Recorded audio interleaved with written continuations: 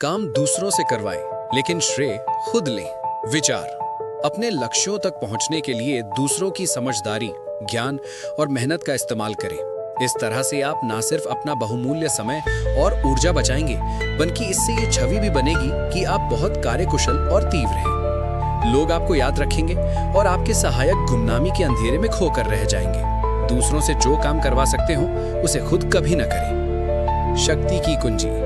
ताकत की दुनिया जंगल की दुनिया की तरह है। कुछ जानवर खुद शिकार करके जीते हैं, जबकि ज्यादातर जानवर गीदड़, गिद्ध आदि दूसरों के शिकार पर जीते हैं। बाद वाली श्रेणी के जानवरों में कल्पनाशीलता कम होती है और वे अक्सर शक्ति की जरूरत वाले काम को नहीं कर सकते हैं। वे जल्दी ही ये बात समझ लेते हैं कि अगर वे इंतजार करेंगे तो उन्हें कोई ना कोई ऐसा जानवर मिल जाएगा जो उनके लिए शिकार कर देगा।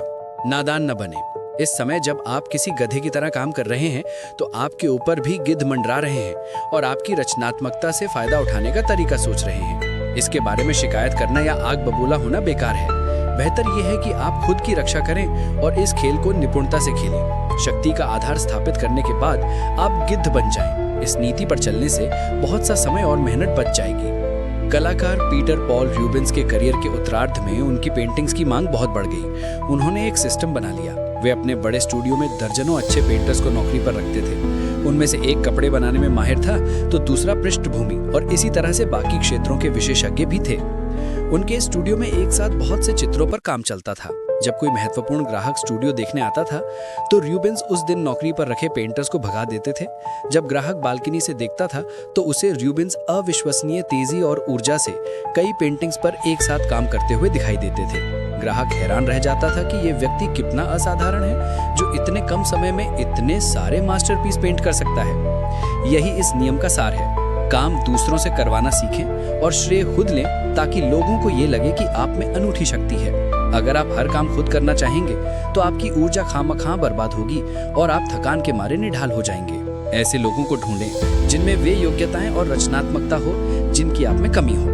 या तो उन्हें नौकरी पर रख लें और उनके काम पर अपना नाम का लेबल लगाना शुरू कर दें, या फिर उनके काम पर अपना नाम चिपकाने का कोई और तरीका खोजें। इस तरह से उनकी रचनात्मकता लोगों के सामने आपकी रचनात्मकता बन जाती है और आप जीनियस नजर आने लगते हैं। इस नियम का इस्तेमाल आप एक और तरीके से भी कर सकते हैं। इसमें आपको परजीवी की तरह अपने समकालीनों की मेहनत का फायदा उठाने की जरूरत नहीं होती। इस तरीके का सार यह है कि ज्ञान और बुद्धि के वृहत कोण यानी अतीत का इस्तेमाल करें। आइजैक न्यूटन ने इसे कवदावर लोगों के कंधों पर खड़े होने की संज्ञा दी थी।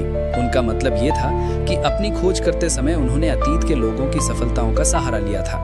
न्यूटन ने प्राचीन, मध्ययुगीन और रेनेसा युग के वैज्ञानिकों के ज्ञान का भरपूर लाभ उठाया था और वे ये बात जानते थे। शेक्सपियर ने दूसरों की कहानियों पर नाटक लिखे। उन्होंने प्लूटार्क से कथानक, चरित्र चित्रण, यहाँ तक कि संवाद भी चुरा लिए, क्योंकि वे जानते थे कि सूक्ष्म मनोविज्ञान को समझने और चुटीले संवाद लिखने में प्लूटार्क का कोई सानी नहीं था।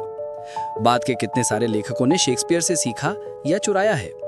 चाहे वे रणनीति के प्राचीन महारथी हों, मानवीय मूर्खता के इतिहासकार हों या मानवीय चरित्र की गहराइयों में डूबे लेखक हों, सभी का ज्ञान धूल खा रहा है। ये ज्ञान इंतजार कर रहा है कि आप आएं और उनके कंधों पर खड़े हो जाएं। उनका वाक कौशल आपका वाक कौशल बन सकता है, उनकी निपुणता आपकी निपुणता बन सकती है, और वे सभी कब्र से उठकर कभी लोगों को ये बताने नहीं आएंगे कि आपने उनका ज्ञान चुराया है। आपके पास दो रास्ते हैं। या तो मौलिक काम करने की कोशिश में जिंदगी भर मेहनत करें, लगातार गलतियां करें, अपना समय और ऊर्जा बर्बाद करें, या अतीत की सेनाओं का इस्तेमाल करके किला फतेह कर लें। जैसा बिस्मार्क ने एक बार कहा था, मूर्ख कहते हैं कि वे अपने अनुभव से सीखते हैं, मैं दूसरों के अनुभव से लाभ उठाना पसंद करता हूँ। तस्वीर गिद्ध। जंगल के सभी जीवों में उसका काम सबसे आसान होता है।